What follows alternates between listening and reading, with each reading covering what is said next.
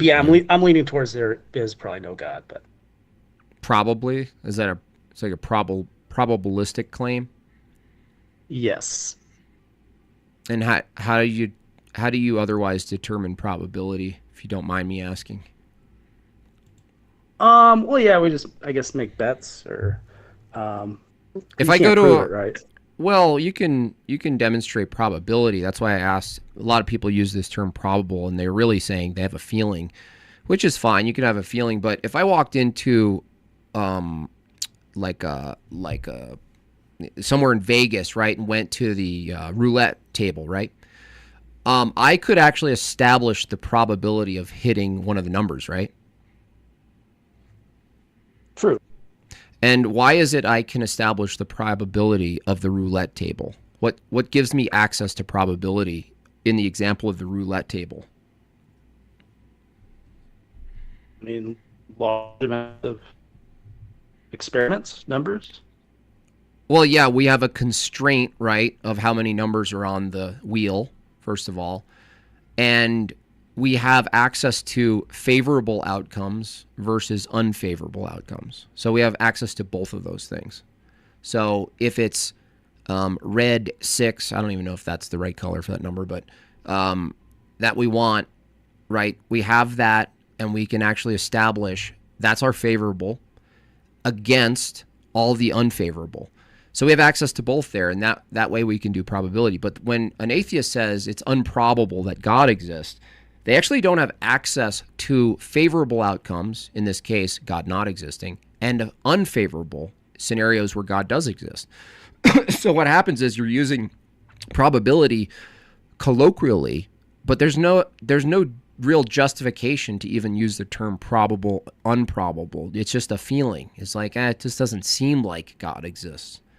So that's why I'm a little more rigorous with people when they use the term probable. What they really mean is it doesn't feel like it. It's like an intuition. It's not real probability. You're not being really clear and sharp with your language. And I hate to be like a language police, but I think in this case it matters. Yeah, that's fair. So what else would you call it if you were to put probability on the side, considering that you don't have access to favorable and unfavorable outcomes? Probably like a collection of arguments on either side, and then you like internally weigh them and then decide. Yeah, we could do so. So you agree that arguments could be a form of evidence? Um, yeah, maybe. I don't know. Well, I mean, you just said you're using arguments as evidence to determine where you land on the side, which side you land on as far as people, God existing or not. So that then it would be fair that someone who levied an argument who thought God existed, an argument would be a valid evidence brought forth, considering you're using it to negate the claim. Yeah. Okay, and what else would you try to use to determine God exists, as far as some sort of epistemic methodology? Would you use anything else other than arguments? I mean, if there was like physical proof, like if he opens Does up the sky and it's like, "What's up, guys?" You could use that. But Okay, and like if there's some sort of do you believe in anything? Is there anything you believe in that you don't use physical proof for? um, I don't know. I mean, can you think of something you believe in and you're like, oh, there's no physical evidence for it, but I believe it anyway? I can't think of anything offhand. Do you believe in human rights? Yeah, You believe human rights exist? yeah. Do you have any physical evidence for human rights existing? Well, you could say like I can see where you're going, but I'll just say no. Okay, so you do believe in something without physical evidence. Sure. Okay, so then if you do believe in something without physical evidence, um, how do you determine which things without physical evidence are justified in believing and which things are not? Because you do grant yourself a belief that you would call, maybe you'd call it justified, or maybe you'd bite the bullet and say it's not justified, that you believe in human rights, that they exist, but you agree that you can actually demonstrate. So a lot of your own types of thinkers, other atheists, might push back and say, well, you know what? You're right. There is no evidence for human rights. So why are we believing something with no evidence? Like, you know what I mean? So it seems like a fair question, even without the argument for God. Before we examine the arguments for God, it seems fair that we examine what we're using as a methodology to come to the conclusion that it's rational or not rational to believe in God. And it seems like most of the time it's physical evidence used against the theist or the Christian. But then when we throw it back at you when it comes to human rights, you're totally fine accepting human rights exist without any physical evidence. Yeah, I just agreed for the sake of the argument, just to agree with you. But I wouldn't say that they exist like independent physically. I'd say they're a concept like in the brain that we use. So, But are they justified to act like they do exist? like, what do you mean? Like, for instance, isn't it the case? Like, I'm asking, like, if you think rights exist as a construct in the brain, in the mind, or in the brain as a concept, and you believe that they do exist, but they're just in your brain, couldn't a Christian say, I believe God exists, he's just in my mind? And wouldn't you have to accept that just the same way you accept rights exist? Maybe if he was like physical in your mind in some way. Well, well, I mean, wouldn't rights, under your view, be physical in your mind? Yeah. Okay.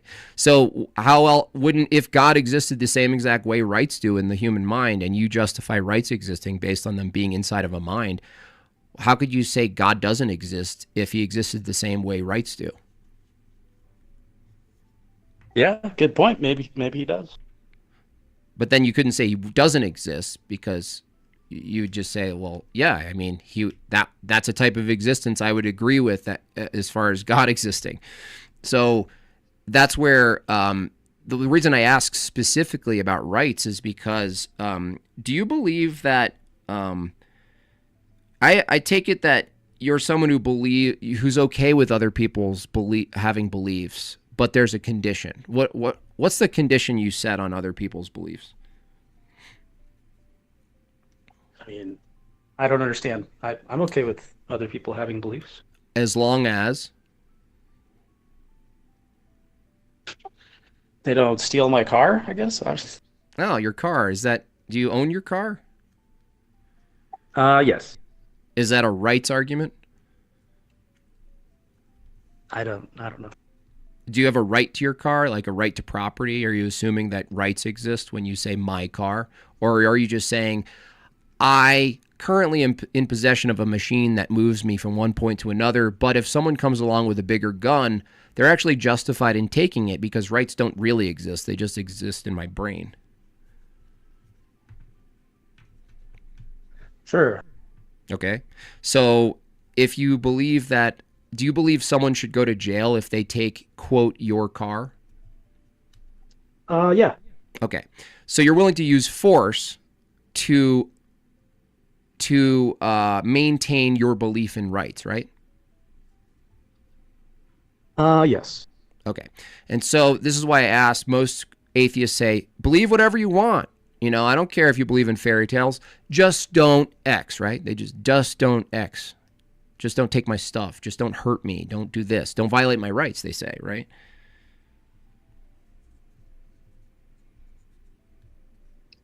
All right. And then what if I didn't believe in rights? Wait, say the last part again. What if I didn't believe in rights? Because here's the statement. I don't care about what you believe. Just don't force your beliefs on me, essentially. That's what it comes down to. Well, I don't believe in rights. So when someone says, believe what you want, just don't force your beliefs on me, that's a person who believes in rights. And when someone says, I don't believe in rights, you force your belief in rights on other people. So if you're okay forcing your belief on other people who don't believe what you believe, why would it be wrong for a Christian to force their beliefs on you? Yeah. I don't know. Yeah, I don't know either. I don't know why you guys do that.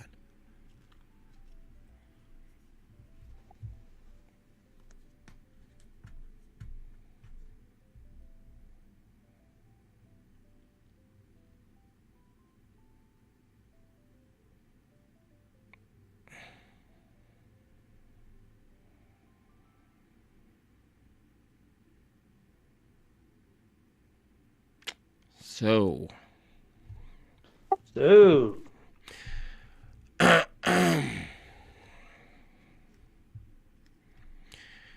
um,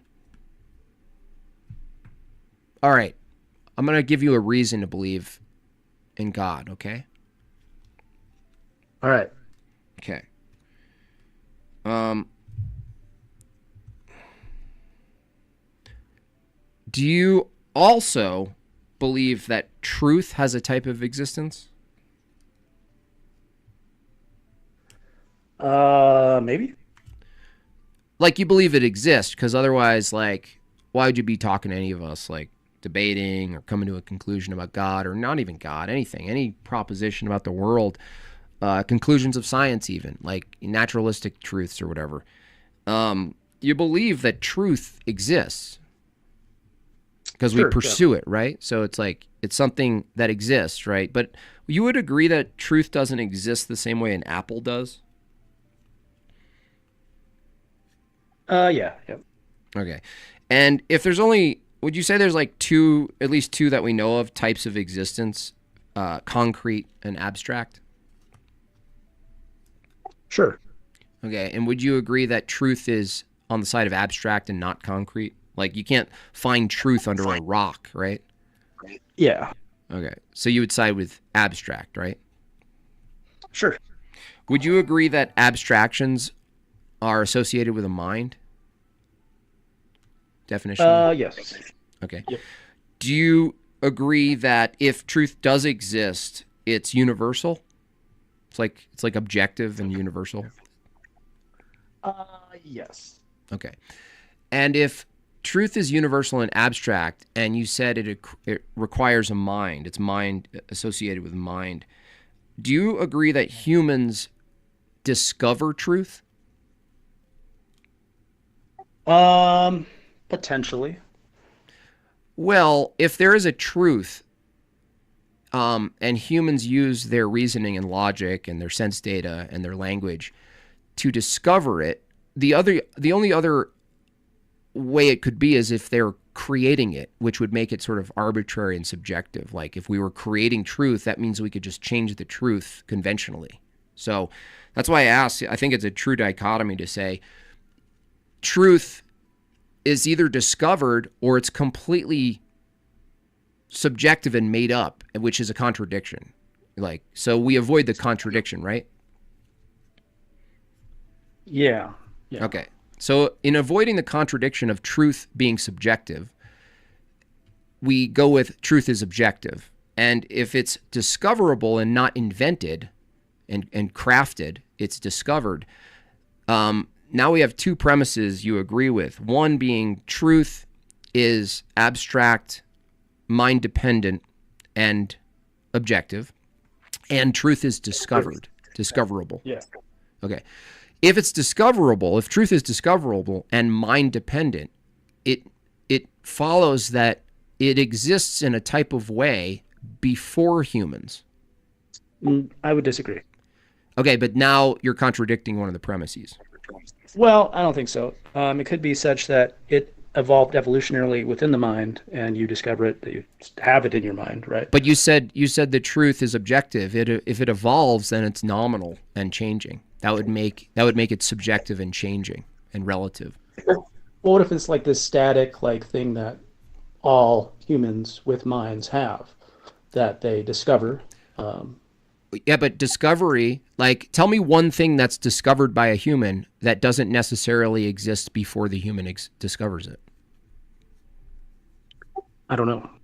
There's nothing. It's actually the word discover assumes and supposes a thing that exists that's discovered by a knower or a being. And so It has to exist to be discovered. There's nothing you can discover that doesn't already exist. If it's discoverable, it existed before you discovered it. And so if truth is discovered by humans, singular or plural human minds, that means it has a type of ontology that precedes the humans.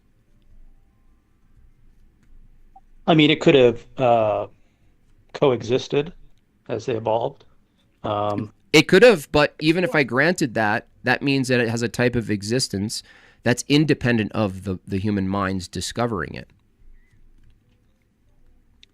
no, because it could still exist just in the mind. So just in Which, the human species mind. no, no, that's, hold on a second.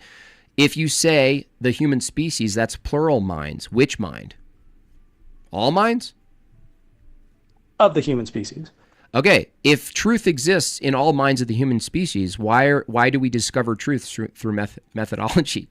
That means everything that's knowable is already in the mind. Um, well, the concept would exist. Not all knowable things would exist. So, is this accurate, aka truth? That concept or whatever that evolutionary mechanism could exist in the mind, but not all knowable things. Well, the truth as a concept needs to be taught to people, right? Maybe. Well, I mean, when you're a baby and you start learning like language and you start pooping your diaper and you point at things and you get the sounds right, are you saying that a baby, 1 week old baby from this view already has the concept, the abstract concept truth? I don't know when it gets installed or learned or. Well, if your statement was true and all human beings as a species inhabit what they have in their brain, encased in their mind, in their brain, is the truth as a concept, and somehow it just sort of percolates out over time.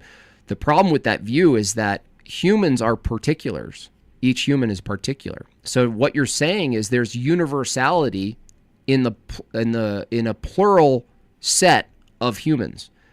And you're saying the universality of truth as a concept somehow exists in human minds. They're identical. But if you said that it exists in a human mind or a location in the brain, what you're saying is that there's something that's material inside human brains that's identical to all other material in all other human brains if it's universal. Now, you agreed with premise one that truth is universal.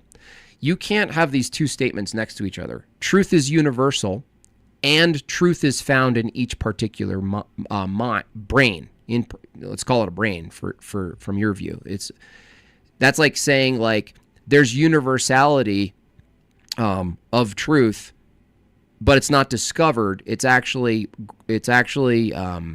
found in particular brains, and somehow there's a universal of particular brains. You can't get the universality of truth if it's autonomous from a bunch of unrelated particular brains. They're totally unrelated, by the way. They don't even know each other exist. You have to learn other humans exist. You have to learn propositions from other humans. You have to learn the names of the objects of the external world. You discover the truth, even in a propositional sense. You discover it.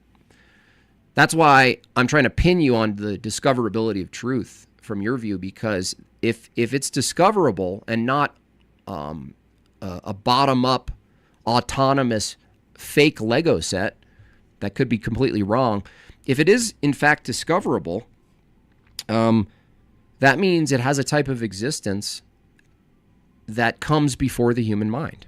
Now, this is true even before we're born. Didn't the truth exist before you were born? I mean, conceptually, yeah, but Yeah, right. But if conceptually the truth exists before you were born, didn't conceptually it exist before the human before you was born? yeah, Okay. like we would agree on it now, but like Okay. there's no one there to witness it, right? Like Well, now it's you're just denying the past, right? You believe in evolution? yeah.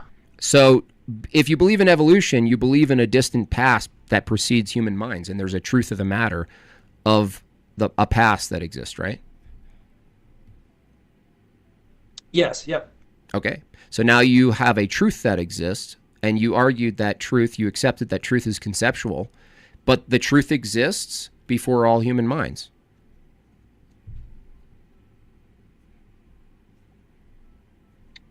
Okay.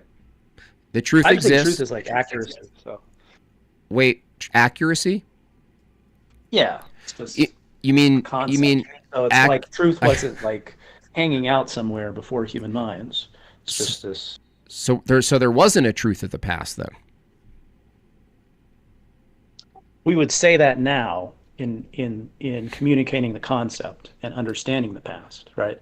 But there wasn't Uh-huh. like this haze of truth out there somewhere. So the truth wasn't discovered. The truth was invented by humans. Could have evolved. Could be emergent property of the brain. Well, no, emergentism debunks that view.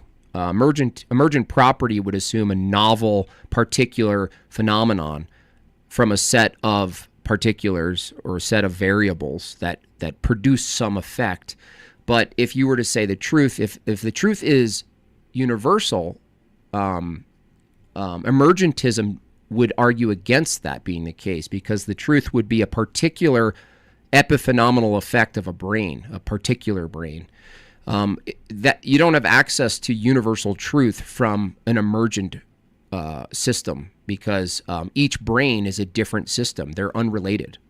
So you can't say your brain percolated truth and it's universal, and so did mine, coincidentally. Two different systems, unrelated. Well, yeah, but we both came from like, the same distant relative, right?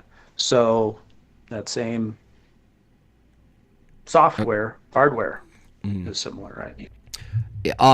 But isn't there even a truth of the matter, even without propositions and evaluations? Isn't there a cause and effect truth to a previous animal, even like a dog, an ancient dog that precedes human beings? Let's like posit a deep past, and there's animals and no humans. There's a truth of the matter of how the world operates, regardless if someone uses language and categories to describe the truth of the matter. In fact, I would argue the fact that we can describe anything about the external world assumes that the external world has existed in a way that we can even describe it. So there's a truth of the matter, a state of affairs about the world in the past that precedes your ability to develop language about it. Otherwise, you're arguing from a sort of like, you hear this from like, I don't know if they're like postmodernist or whatever. What you hear from them is, no, we're just inventing the truth as we speak it. Like the tree actually didn't exist until I named it, right? They say that. Well, you don't agree with that, right? No. So trees existed, and they weren't water. They were trees before any human minds described the trees, right? Yeah. Okay, so there was a truth of the matter that had a type of existence. We both agree that truth is abstract from your view and conceptual. But the problem you have is, if truth is abstract and it has a type of existence that precedes human minds, you have to now tell me in what way the truth exists, being that there's no human minds around. You already agreed that a truth exists in a type of way before all human minds describe it. In what way does the truth exist if it's mind associated to a mind, but there's no minds around, no human minds around? What way does it exist? It's not concrete. So now you do special pleading, and you have to say, well, the truth is conceptual now that there's humans, but there was a truth of the past without humans, but that exists in a different way.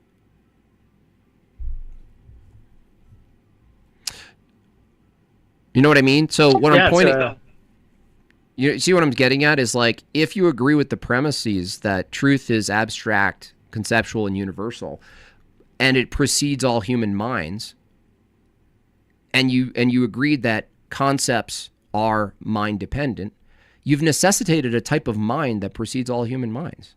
There's really not a way out of this. I've trapped so many people on this. The only way, and it's not a valid way, the only way out of this is to do special pleading and to say that concepts also could exist without a mind. There's a concept with a mind and there's a concept without a mind. So you have to have two types of ontological concepts, similar to the Mormons, how they talk about matter. There's regular matter and then there's spirit matter. Yeah, I don't know. I just don't. I mean, I've heard this argument many times. I just don't find the variations of the tag. Well, I mean, Very. what you find compelling, if you are trapped in the entailment of the argument and your cop out is, I just don't think it's compelling or whatever. I'm not even trying to get you to believe in God, but I'm trying to trap you in an entailment of your own accepted premises. And you've accepted the Okay. premises, right? So how do we connect the premises to um, this other mind? Okay. Premise 1, truth is universal and conceptual. Yes. Yes. Concepts require a mind. Yes.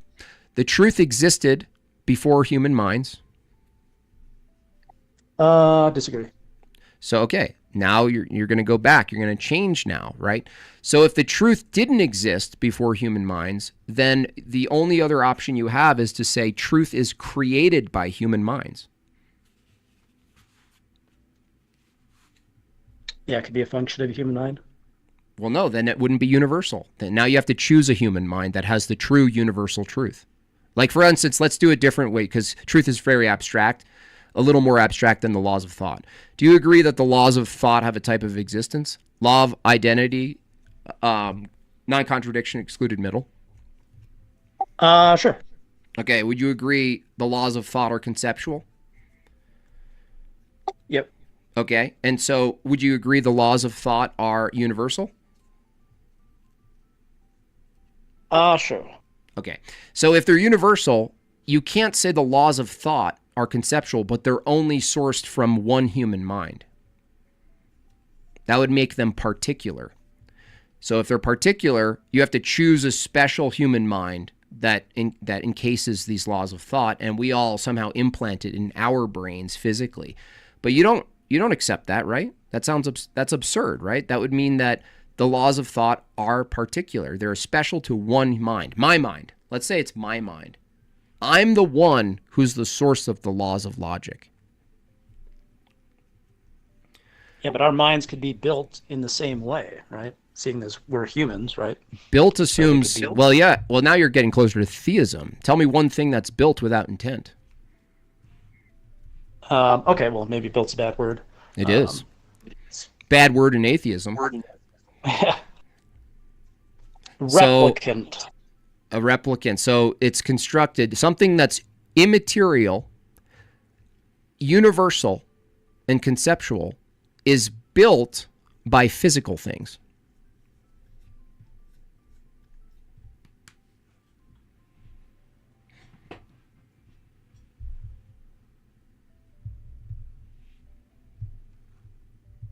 Is that what I'm hearing from you? What's immaterial? The truth. You said it's conceptual. That's definitionally abstract and not concrete. The brain is concrete. And so you're saying the Yeah. brain fabricates, like builds, fabricates the truth. But now you're saying a physical thing, a mechanism called the brain, which is biological, hardwired, material, neurological, and it produces from physical processes universal concepts, universal immaterial things. Yeah, I wouldn't say they're immaterial, but Okay, so the truth is material now. yeah, it'd be a concept in your brain. Okay, a concept is material now, right? Yep. Okay, so the truth is universal and material, right? Sure. Okay. If the truth is universal and material, can you tell me where it's located, being that material has a Cartesian coordinate system to it? In the brain. In whose brain? The brains of the people holding the concept truth. Can you find where the truth exists in a brain and where it doesn't exist in a brain? That's a good point. And it's kind of like finding MS Paint in Windows or like the calculator program in Windows. Well, that proves my point that you can't find that because what Windows is, the hardware and the software, is a representation of meaning and concepts that are not identical to the hardware and the software. They're relayed, right? Which means that communication exists. That means there's a coder, an encoder, and a decoder. But from your view, if you say truth is material and it's produced by a material brain, and I ask you where it exists, right? And you use the computer analogy. The computer analogy actually is in favor of my position, not yours, because computers, there's nowhere in the hardware where you can find the concept itself that the hardware and the software is relaying to minds. Now, back to where the truth is. Now you're saying concepts are material. That means there's no distinction between abstract and concrete, right? You've collapsed abstract and concrete. Yeah, I could see how you'd say that. So if you collapse abstract and concrete and they're distinctions without a meaning, right? Everything's concrete now from your view. And now if everything's concrete, the laws of logic, the law of identity needs to be concrete.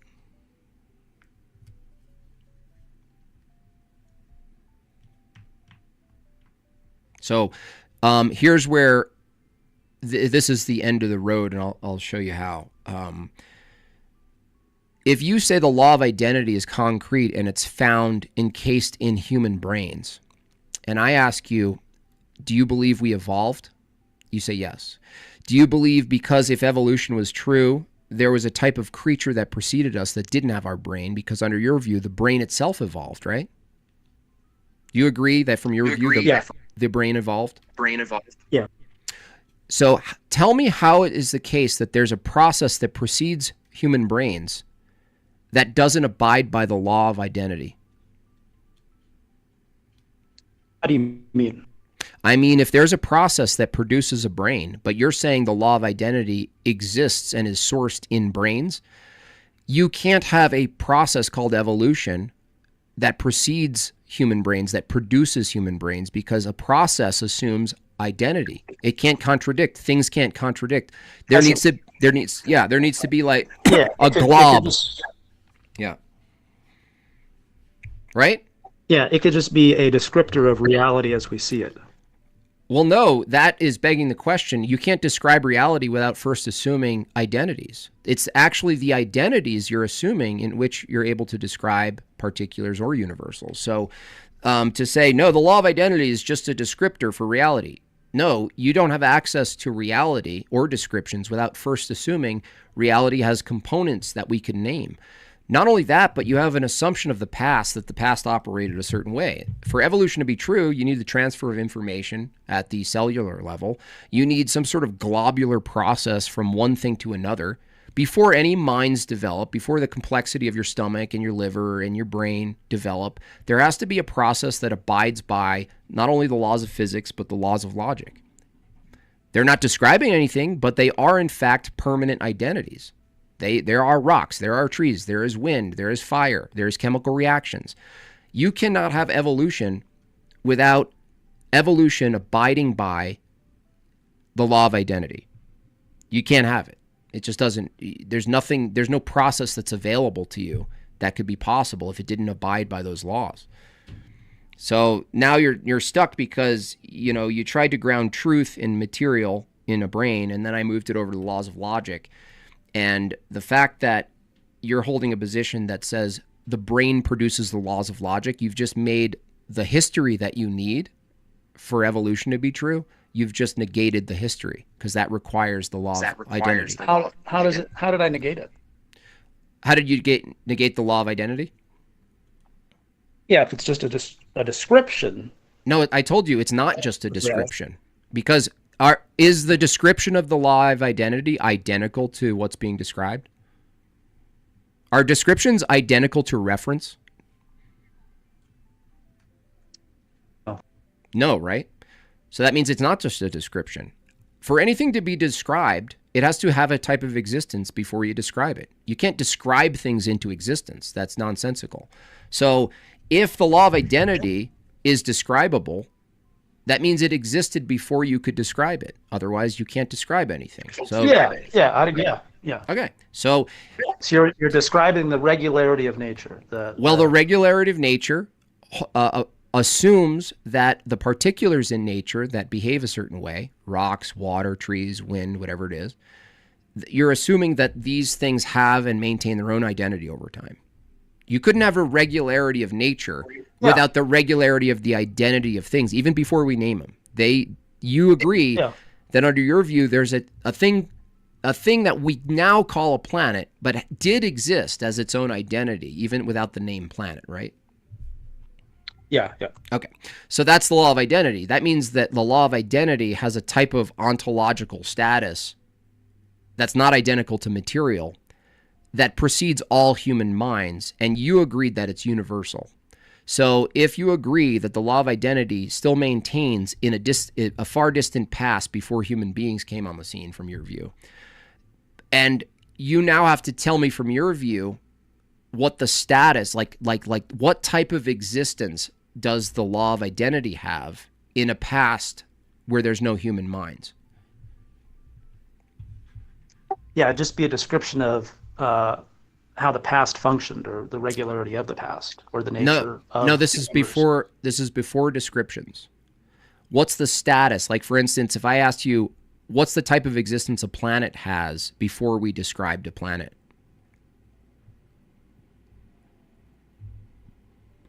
Yeah, I must not be understanding or something. I don't know. It would be material, right? That would be the type of way a planet exists, in material, right? In material, right? Yeah. Yeah. So there's concreteness. So if there's a past where a planet exists as material before we name it and develop categories and stuff, and a tree exists in a material way, and all of these elements and the behavior of these elements all exist in a material way. If the law of identity also coexists with that material, what way does it exist?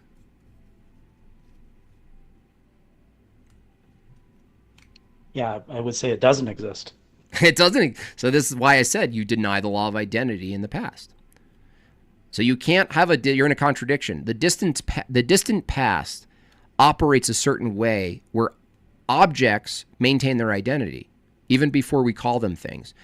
And then you're saying, well, no, the law of identity doesn't exist in the past. You can't refer to a past anymore. You don't have a history. You don't have a process that you can appeal to in the past that does a thing. In your view, we're talking about evolution. You don't have a past. You don't have access to a past to say a process. You can still talk about it now. Yeah, you invented it, though. You don't have any access. You're denying the thing you're talking about theoretically in your head can't actually exist, because the thing you're talking about is a process in the past where there were trees and those things had identities before we called them names. They didn't morph, for instance. A tree didn't suddenly turn into a leopard, right? Yeah. Okay. So you're saying the identity of objects and things maintained in a past that we don't have access to. Would you agree? Yeah.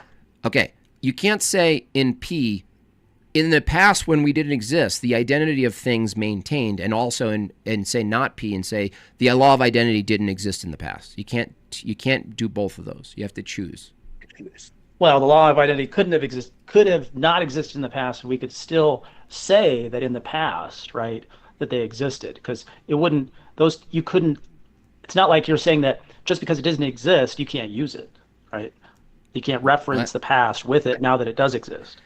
Well, once you describe a past that you're assuming happened, for instance, let's take something more literal.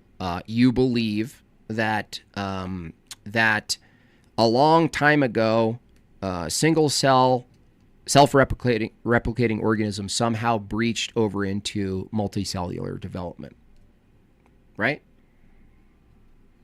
Yeah. Does single cell Is that an identity that existed before we described it? Yeah. Okay. Is single cell identical to multicellular?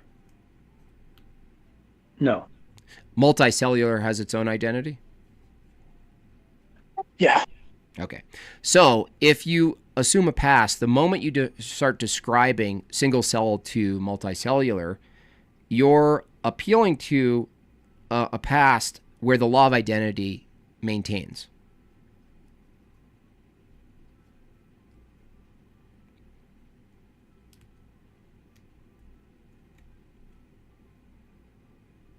Right?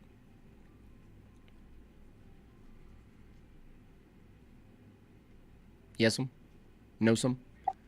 Sure. I don't know. Sure.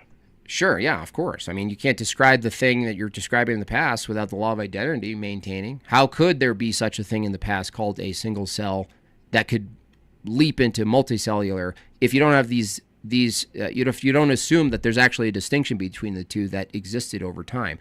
Now that's the problem. That's the problem you have. The law of identity has to have a type of existence for your account of the past to happen. You can't say single cell, before all humans existed, there was these chemical reactions and single cell jumped to multicell somehow through a process. You can't say that and also say the law of identity didn't apply then, didn't exist. There's no law of identity.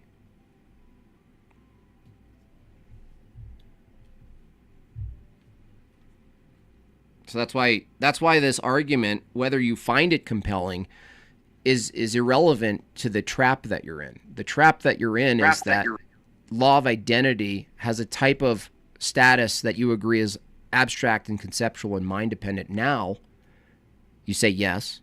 But then when I prove to you that the law of identity had to have some type of ontological status for evolution to be true, even in the past, even if I granted it, in a deep, distant past that you have no access to, you're saying the law of identity can shift then. It could be abstract now and mind dependent, but also not mind dependent back then. It could be a different way. Doesn't make sense. It's a contradiction. So you're in a contradiction. I would disagree. You disagree that you're in a contradiction. Yeah. Okay. And so if I said P, law of identity is abstract and mind dependent, and law of identity didn't exist back when a single cell organism leaped to a multicell organism. Those are the two statements, right? Yeah. That's the statement? Okay. So here's your contradiction. Single cell organisms in a distant past that we didn't observe jumped to multicellular organisms. Not P. Single cell organisms didn't have an identity, and neither did multicellular organisms. Didn't exist. So tell me how a single cell organism can change to a multicellular organism without there being a distinction between the two that follow the law of identity.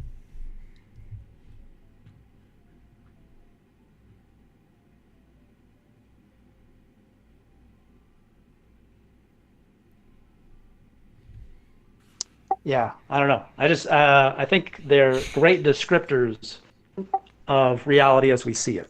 So, Yeah, dude, I told you that descriptors, a description is a reference, right? Type of reference.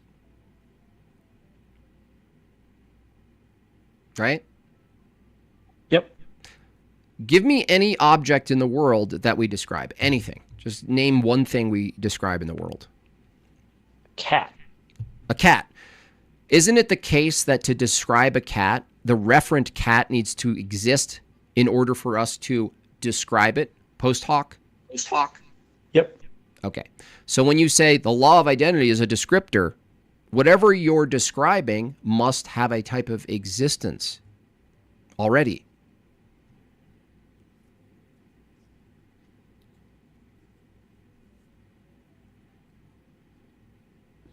Yes? Yeah? Okay. Yeah. Sure. Okay, cool. So the law of identity has a type of existence if you're going to say we describe it.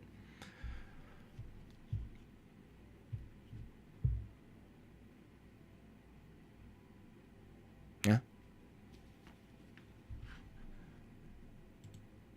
Yes'm? Hello? Yeah. Yeah. So it just proves my point. The law of identity from your deep time creation story of evolution requires the law of identity to have a type of existence in the past. So for nature to operate a certain way, it has to abide by the law of identity. And if the law of identity had a type of existence in the past, and you agree that it's today, you agree that it's conceptual, then you've necessitated a type of mind existence in the past. Otherwise, you got to tell me in what concrete way does the law of identity exist, and you can't. So, All right. that's it. That's it.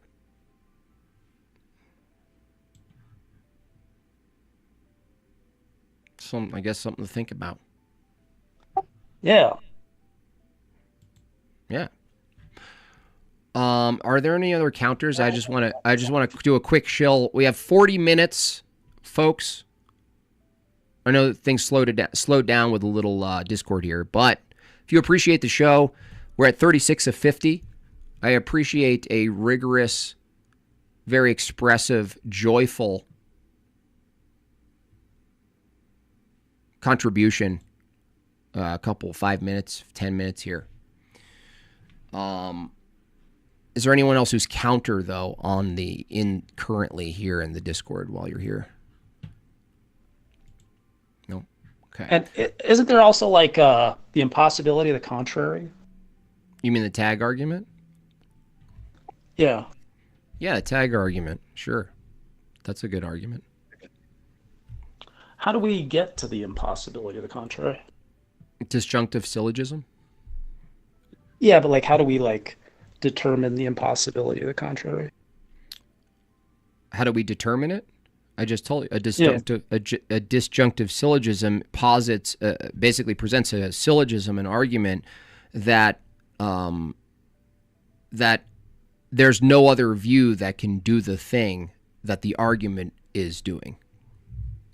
So it forces the opposition like I could use it. Let's say do a different one, not God's existence, but like let's say we're coming to a debate, and I said, "Can you present an argument for why we ought to debate? Like why are we debating? So what justifies debating? Let's say there was a debate, and the debate was a meta debate about the justification for debating, the fact that we can debate at all. That would force both sides to present a case for giving an account from each of their worldviews. How is it even the case that we can debate? What's required to debate? What are all of the elements and the preconditions for debating itself, and whose worldview can account for all the necessary components of debating? Whose worldview can present an account and a justification for all that's required to debate? You might as well swap knowledge for debate or truth with knowledge. There's a number of things you can swap out in the tag argument. They all render the same result. The one who's countering Christianity specifically can't give an account for debating, and yet here they are debating. I see. Okay. Would you say it's like better to have the ability to like give an account for everything? Better? If you say Yeah, if you describe better as if you're describing better, what you mean by better is that you're being coherent and you're being thorough in your worldview. Sure. Okay. Well, I guess I should. Does it get us any closer to the truth, like having an account? Well, I kind of take even a bigger step to that. That giving an account, it establishes the source of all truth. as opposed to gets you closer to the truth. And this is something that's kind of like misunderstood in the argument itself, is that the argument is something has to be the grounding and the justification for all other things that we utilize. And from your view, and a lot of atheists and a lot of classical foundationalist theists and Christians who argue, like William Lane Craig's, they think the truth is the product of an argument, that they're going to get to the truth, as opposed to argue for the ultimacy of the starting point for all truth, for everything, for all reality, fundamental reality itself. It's like one person reads left to right and tries to get to the truth at the end of the argument book, and the other is asking, how did we even get the book?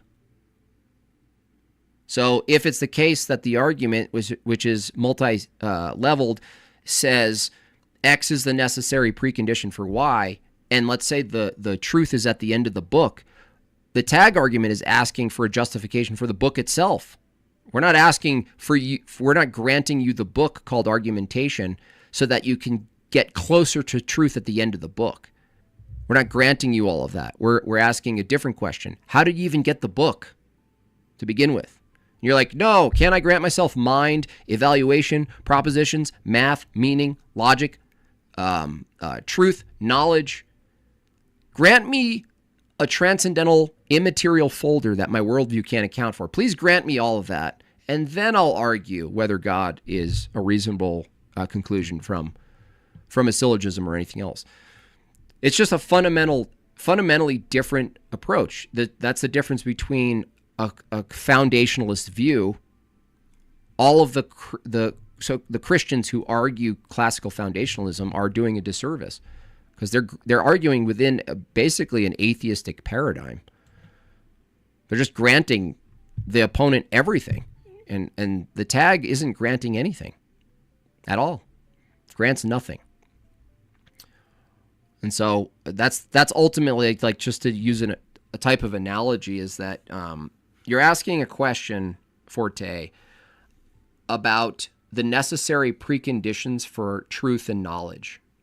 And so if the atheist agrees that there are a set of preconditions necessary for truth and knowledge, it's fair for the theist, or the Christian in this case, me, to ask you, okay, cool, if you agree that there are a set of preconditions for knowledge being possible that you have to assume, can your worldview justify the existence of those things?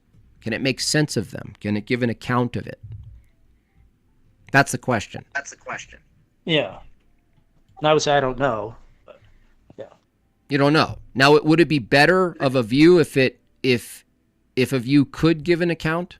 Let's say it wasn't even fully exhaustive, but if a view could give an account for the preconditions of knowledge, is that a better view than one that can't? No. Okay. So you can just grant yourself whatever axioms, and then they're self-evident, right? For you?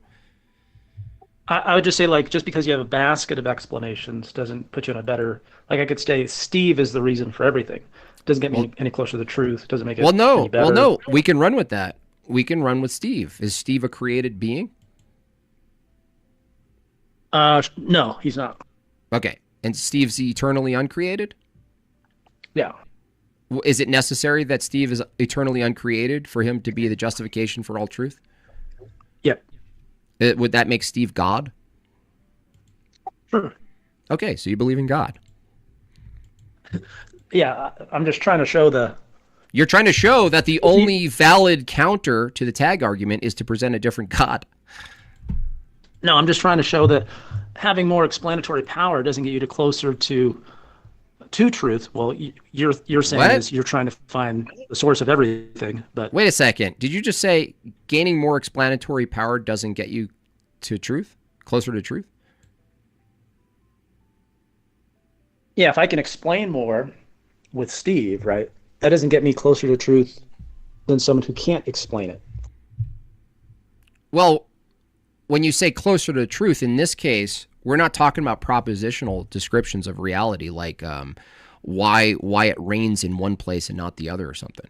We're talking about the justification for the preconditions for being able to access truth. So this is a thing. This is why I use the book analogy, where you think I'm asking, well, which pages should I read to get closer to the truth? I'm not asking that. I'm asking, can your worldview account for the book itself? Yeah, yeah.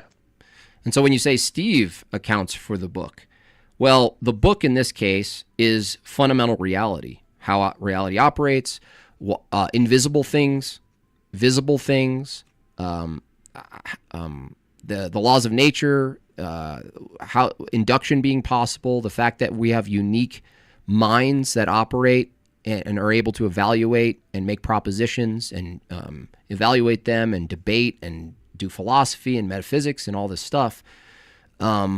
Which world, it's totally fair to say which worldview accounts for this phenomenon.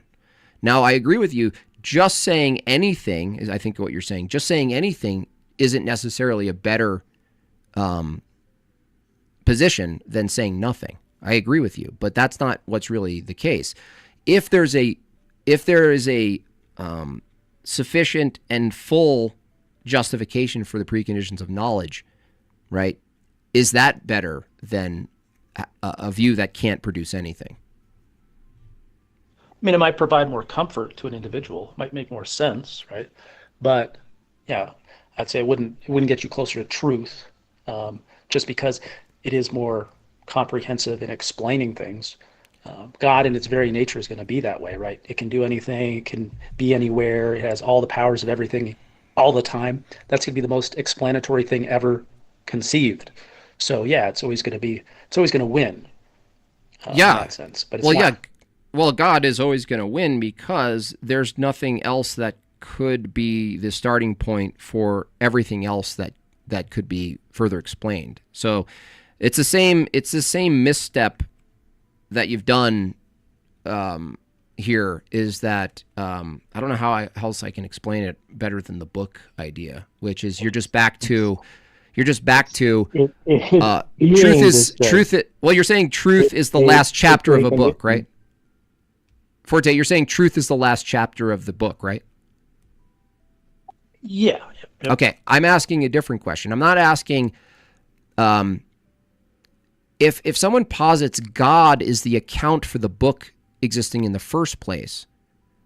That's yeah, not the yeah. same question. That's not the It, same question it, as can the law does exist. what's that?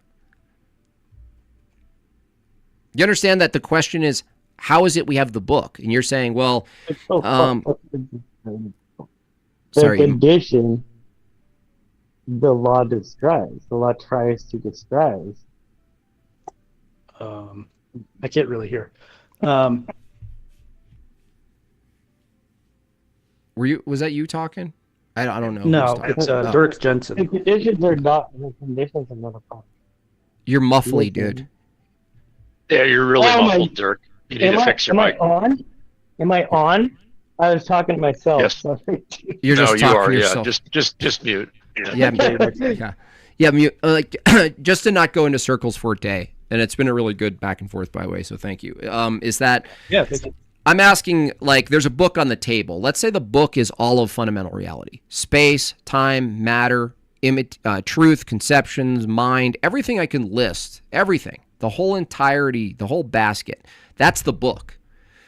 And you're saying, well, if we could just get to the end of the book, maybe we'll get closer to truth. But I'm saying what I'm asking is, can you provide an account for the fact that the truth is even exists in order to that we can apprehend it? You're saying, well, we got to get closer to truth.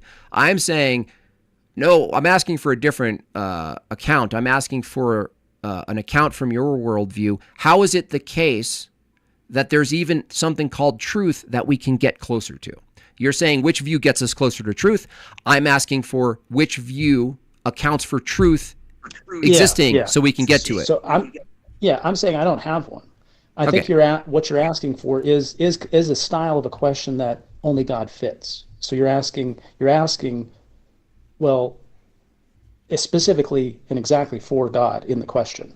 So I'm saying I don't know. I'm saying I don't know what caused everything. I don't know what created everything, allowed everything to exist, right? And you're saying, well, what did? You know what I mean? So Yeah, if you say you don't know, that's fine, but you're agnostic. But if it's the case that the debate would be about what justifies that truth exists, right? That kind of debate, you'd agree, would get into, well, what's the ontology of truth, right? Yeah. Okay. What I'm saying is deeper than whether or not you can just account for the existence of truth. I think what I've demonstrated fairly effectively, taps my shoulder, asks for super chats, is that when I even ask from your view what the status of truth is, your view can't even tell me that. And I wasn't even asking for the justification for the existence of truth. I actually granted you that truth exists. And I simply asked you, in what way, shape, or form does it exist? And I would say that your view and the atheist view, they can't even tell me in the way in which truth exists, but yet they believe in it. The same way I asked you, how do rights exist? And you believe in them. I asked, if I asked you, where is knowledge located? You probably say a brain, but you couldn't tell me, what it's made of. What's knowledge made of? So there's all these things that you appeal to in your view, even in your argument. Let's say your counter to theism or Christianity. What I'm saying is that all of the things you grant yourself in order to argue, your own view can't account for those things, but you give them to yourself. You give yourself logic. You give yourself reasoning. You give yourself argumentation, meaning, language, math. You assume all of these things because you've just been granted them. Like, people just grant you them. They're like, yeah, but how could we argue if we don't first assume all of the needed components to argue, like a mouth and words and minds? And the Christian, in this case, me, what we're asking is, well, wait a second. Why should I grant you, Forte, all of the things you're using from your view? Why isn't it fair to ask you from your view, hey, Forte, you're using all of these immaterial things that you can't pick up and weigh and empirically verify. Could you tell me from your view how you account for those things? Isn't that a fair question? Yeah, that's a fair question. And so if you just said you don't know, it doesn't prove God exists. I'm not saying that. But if you just say you don't know, in any debate that asks you, like, well, can you justify those things, right? Now, this is where Tag gets interesting, is that if it's the case that you can just assume things without giving a justification for their type of existence, isn't it the case? Wouldn't it be fair for me to just assume God exists and use the same defense? Can you repeat the last part? If it's the case that you grant yourself a type of existence of things you can't justify empirically, right? If I asked you, how do you justify, and you say, I just don't know. If you grant yourself that route, you don't have to justify all of these things, right? In your epistemic system, you don't have to. You just grant them yourself. You grant them to yourself. If you grant them to yourself, why isn't it I can't grant myself that God exists if I don't also need to justify? Well, I guess, would we see God in the same way you see logic? Do we see? You don't see logic. Well, I mean, we can observe us using it in conversation. No, you don't observe logic. You observe events that abide by logic, but you don't observe logic.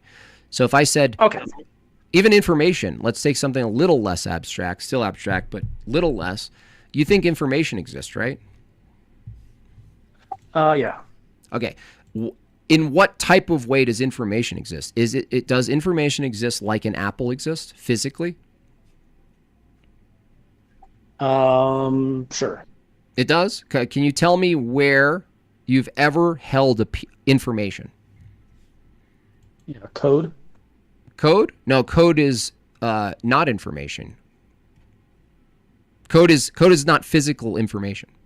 Code is representative information. So if you don't hold code and whatever, because you could make two lines of code that all have the same characters and say different things, right?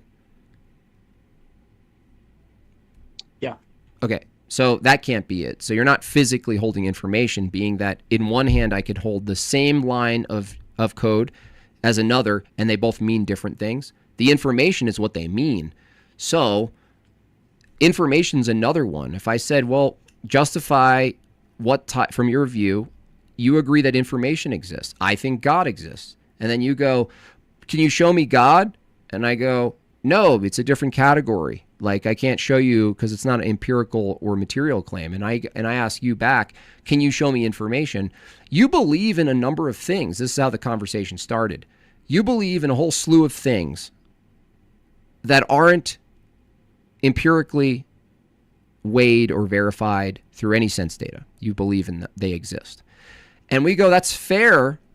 Like, we just kind of got to a place where it seems nonsensical to pretend they don't exist because we just all assume that they exist. But when the Christian like myself says, oh, that's interesting, I also think information exists, and I ask you, in what way does it exist?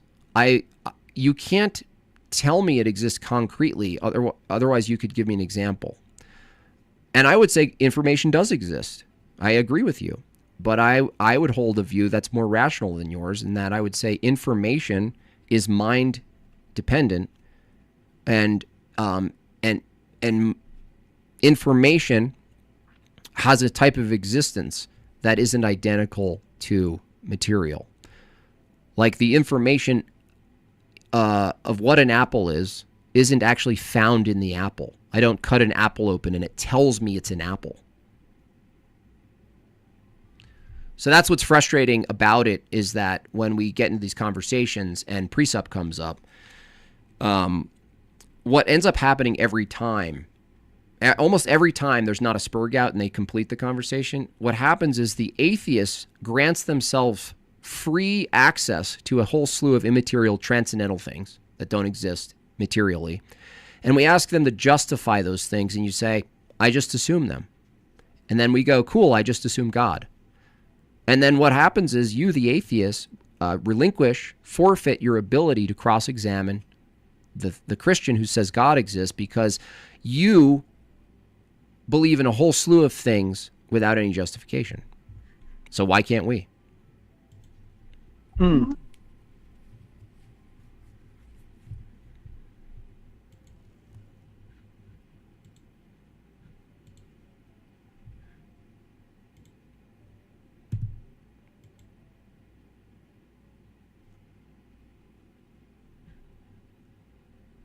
Am I lagging? I didn't hear you. Who talked? I said Dirk is dumb. Dirk is a silly pants. We have 8 more to go, y'all. Let's hit the goal. 17 minutes. Let's celebrate a useful conversation. There was a thing that you brought up earlier that I wanted to mention, is when you were talking about the necessary being. It's also, how do you have knowledge except being, through what means? How do you interact with it? Can he does he interact with the world? Through what means do you know him? Mm-hmm.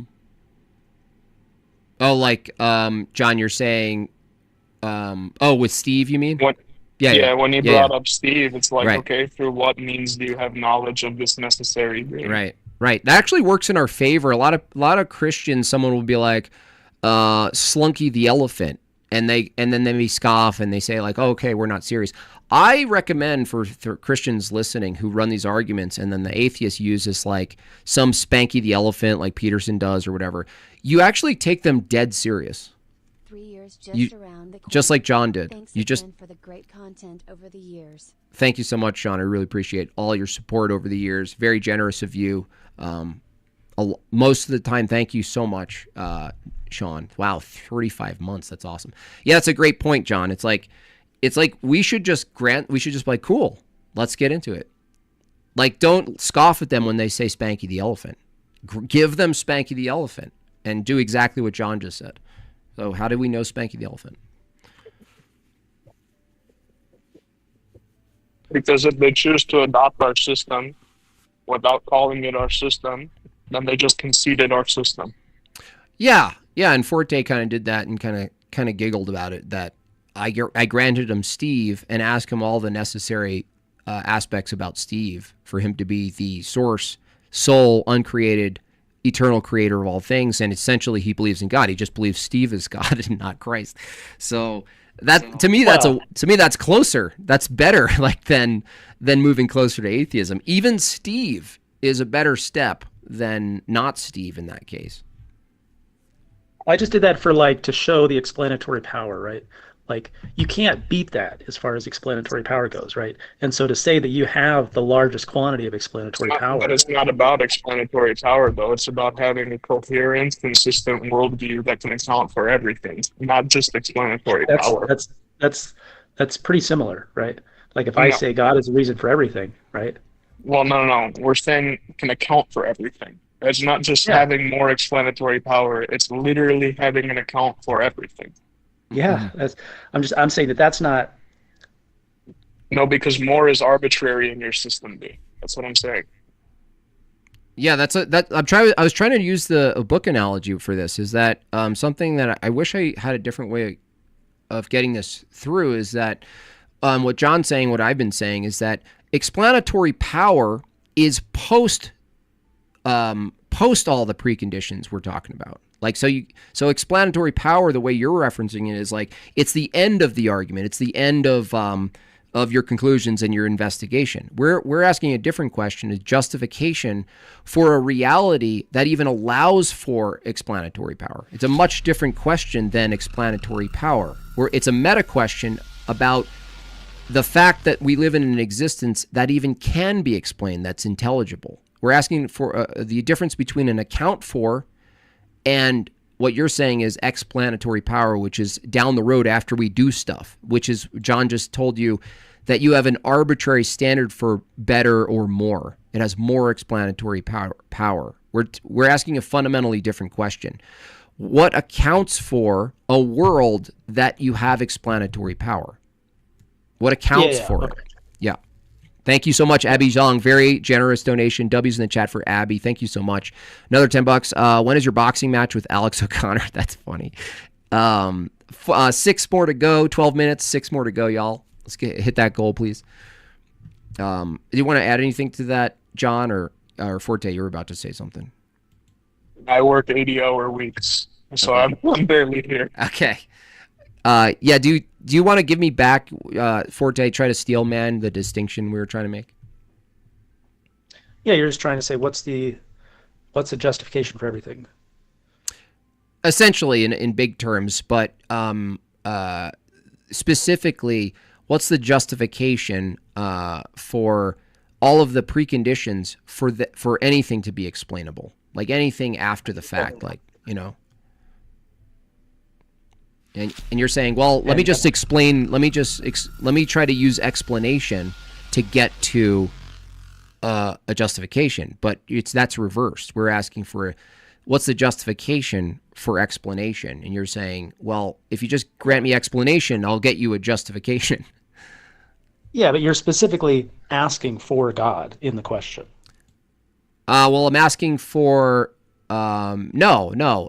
Like you can try to. This is why it's a true disjunctive syllogism. Is like you can try to insert anything you want. I'm not constraining you to God.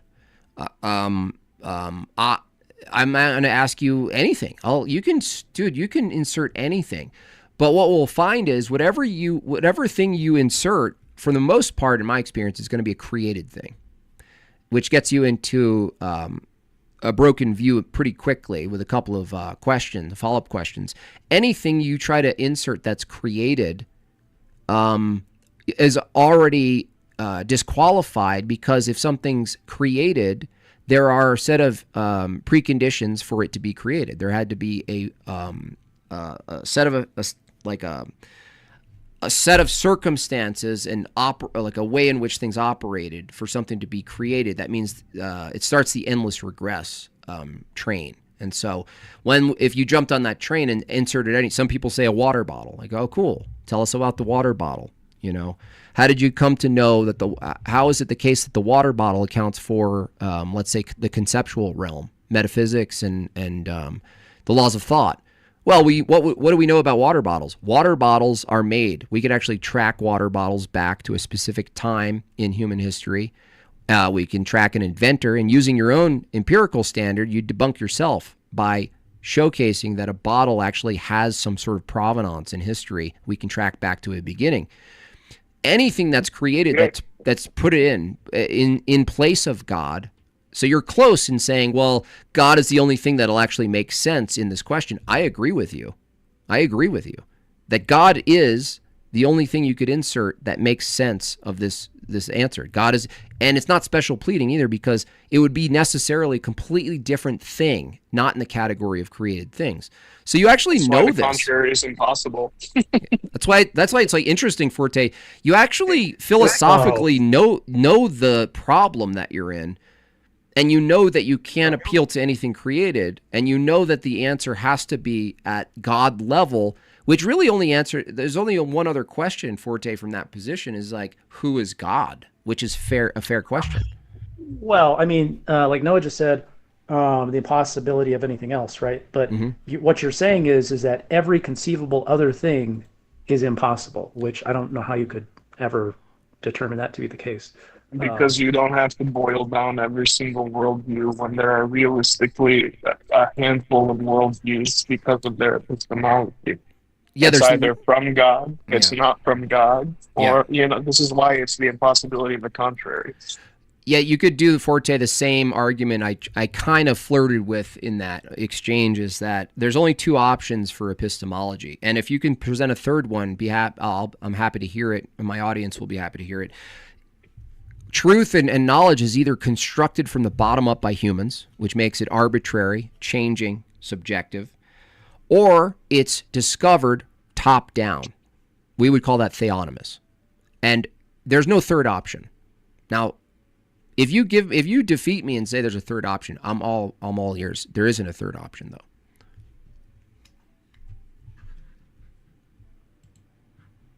Yeah, I don't know the third option. Well, I mean, think about it. Yeah, you can think about it. That's fine. It's just it's an impossible third option because, if it's any other option is almost certainly going to be another form of autonomy. It's just going to be another set of particulars building tiny blocks like Legos up in the sky and hoping that they were right about the foundation that they built everything on. And then when the tower collapses, they rebuild it and say, well, our assumptions were wrong. Let's build it up, bottom up again.